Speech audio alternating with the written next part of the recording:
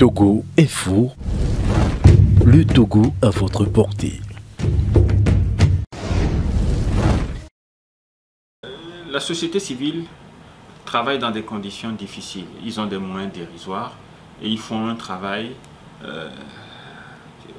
assez remarquable, un travail qui peut être amélioré. Ils ont besoin de moyens. Nous avons besoin d'injecter beaucoup d'argent dans la société civile et même de discuter de son rôle. Je n'aimerais pas trop que la société civile soit dans les questions politiques. Moi, je pense qu'ils doivent être plus là pour s'assurer que l'environnement dans lequel nous évoluons est un environnement sain pour la population et laisser le jeu politique aux politiciens. Bon, ceci dit, s'ils doivent parler de détenus politiques et de ces questions, je les attends plus sur droits de l'homme. Je les attends plus sur ce terrain-là que sur le terrain des détenus politiques.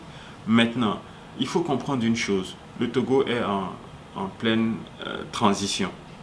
Nous sommes en train de passer d'une phase où les gens étaient dans une dynamique de révolution à une phase où nous sommes dans une dynamique d'évolution. Nous sommes en train de construire l'état de droit.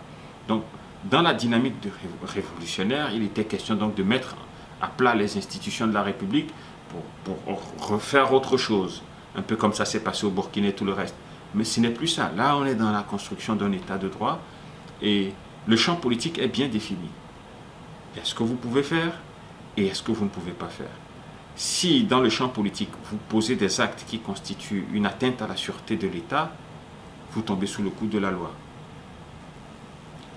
L'objectif, la finalité est politique, mais les moyens utilisés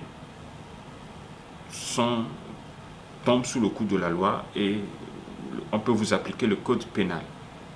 Alors, ce n'est pas toute personne qui fait de la politique qui est arrêtée, qui est un détenu politique. Si les faits qui lui sont reprochés relèvent de la justice, le volet judiciaire doit suivre son cours. Une fois que le volet judiciaire est terminé, si maintenant, à un niveau plus élevé, pour des raisons politiques, on veut faire un geste, le chef de l'État, le président de la République, dispose du droit de grâce. Mais ce que je veux dire par là, et je ne veux pas créer de polémique, je ne veux pas qu'on ne se comprenne pas bien, je ne suis pas en train de dire qu'il n'y a pas de détenus politiques. Je suis en train de dire que peut-être les critères, qui sont les critères légaux, les critères au niveau de la justice, que le ministre utilise pour regarder ces dossiers-là, font que ce sont des détenus de droit commun. Mais les critères que la société civile regarde font qu'elle les perçoit comme des détenus politiques. Donc le mieux, c'est qu'il y ait donc ce dialogue. Et nous sommes chefs de file de l'opposition, nous sommes là. S'ils ont une liste avec des noms qu'ils peuvent venir déposer chez nous, je suis là.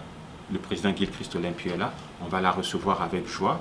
Et le ministre Trimois, qui, il faut le dire, est un ministre compétent, est un monsieur brillant que j'admire beaucoup, est un monsieur ouvert. Nous allons avoir cette discussion pour dire, bon, les amis disent que c'est comme ça, vous aussi, c'est comment. Et puis, on clarifie les choses.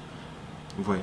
Mais je nous invite tous, en cette fin d'année, à comprendre que la dynamique a changé. Donc faites attention à ce que vous faites. Il y a beaucoup de gens qui écrivent des choses avec des pseudonymes ou avec leur vrai nom sur les réseaux sociaux. Et il y en a qui les reprennent et qui le rebalancent. Ça fait un buzz pour nous insulter, pour insulter d'autres. Ça fait rire, ça crée de la tension.